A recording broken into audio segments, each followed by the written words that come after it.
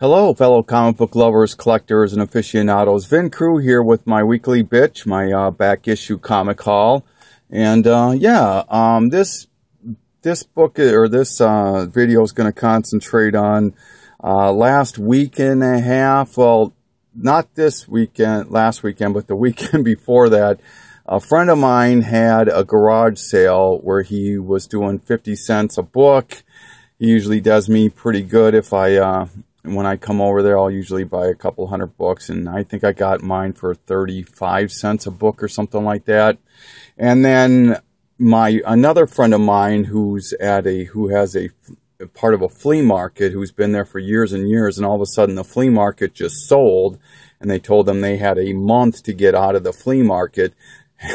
And who has, boy, 150 long boxes at least at that place, was forced to get that stuff out of there with no place to go. So he called me up and said, Mike, I'm desperate. I'll let this stuff go for anywhere from 10 cents to 20 cents a book. And, you know, some of them would be a little bit more. So anyways, when it all got said and done, I probably bought close to 1,000 books and came out to about 20 cents a book. So I'm going to kind of highlight some of the stuff. Once again, I'm not going to bore you with the stuff that's common or whatnot that I just needed for fillers or whatever the case is.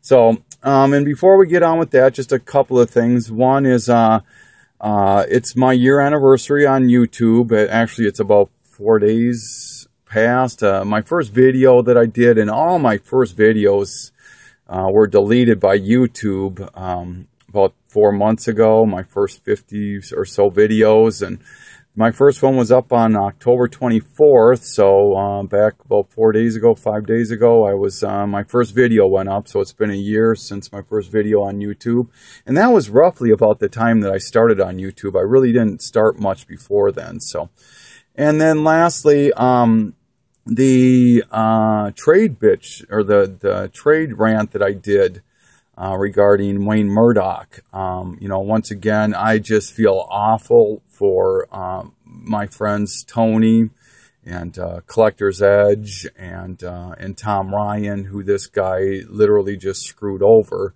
And I, like Shane, Uncanny Shane, actually did a trade with this guy.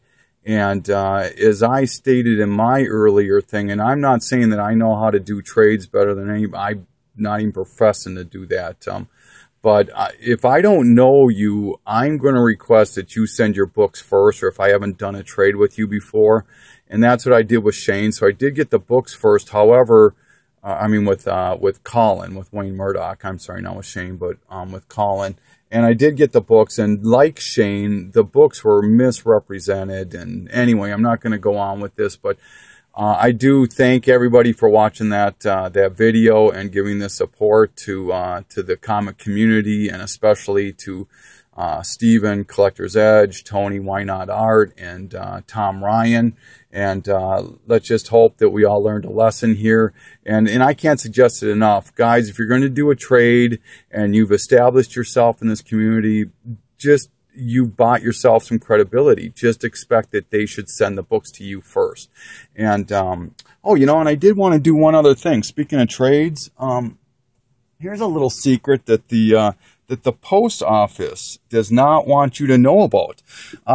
We know that probably the cheapest way to send comics is media mail. However, legally, you're not supposed to be able to do that because comics have advertisement in it.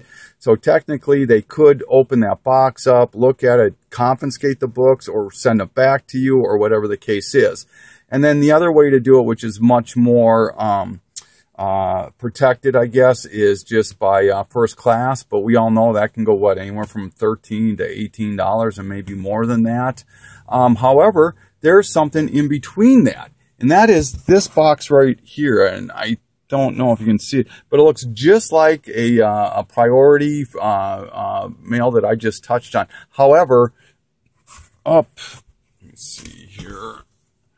It's upside down, but right here it says Regional Rate Box A. That's what you want to ask for, okay? It's Regional Rate Box A.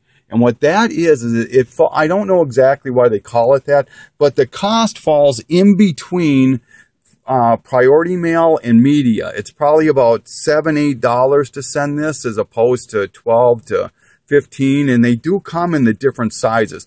And you have to ask the post office for those boxes. They just will not tell you about it, okay?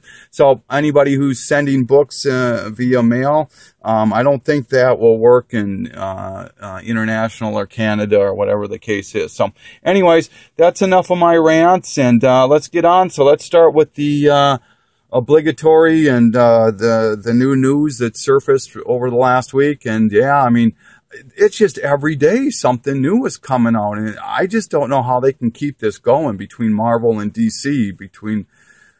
I mean, they just announced all the movies on Marvel. DC's been announcing them. I don't know. I mean, pretty soon it's just going to get me fatigue. It's almost to that point with me now. But anyways, I touched on it earlier. Marvel did release their movies for the next 30 years. I think it is, or however many, I don't know.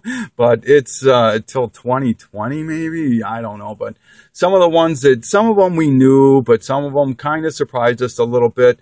And the ones that surprised me the most were the Captain Marvel, which apparently is going to feature this young lady right here, Carol Danvers, is going to be made. And so obviously this book is one that should go onto your radar, as well as this book. As this book right here, Marvel Superheroes number 13, first Carol Danvers, okay? So, but however, and I've touched on this before in another video, one of them that got deleted, is that there should be a book in between these two. And that is this book right here, Captain Marvel number 18.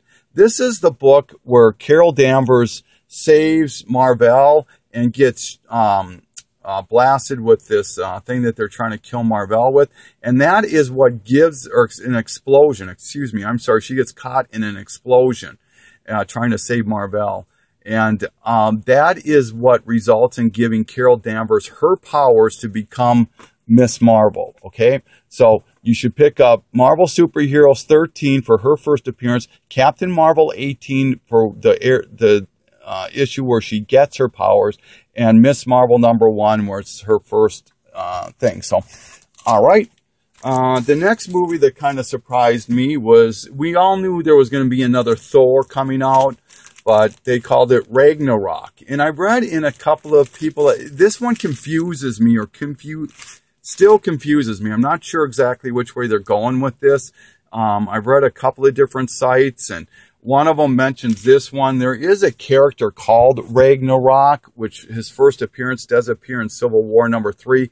That character is like the Bizarro of Thor. It's a clone that was created by Iron Man, and his first appearance is in Civil War 3.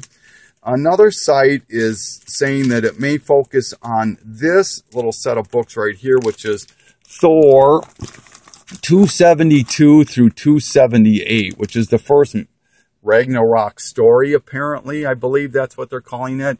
However, there's one that I think, because when I was reading about it, Marvel was saying that it's going to blow up the Marvel universe. It could possibly kill Thor, blah, blah, blah, blah, blah. So I'm kind of thinking, and it's once again, with my videos, I'm not professing to be a speculator at all. All I try to do is just give my input on things and insight, is that this could, and I just picked up most of the run. If you look at Thor Volume 2, issues 80 through 85, there's a Ragnarok story there where the Asgard, I believe, gets destroyed. Loki gets killed by Thor.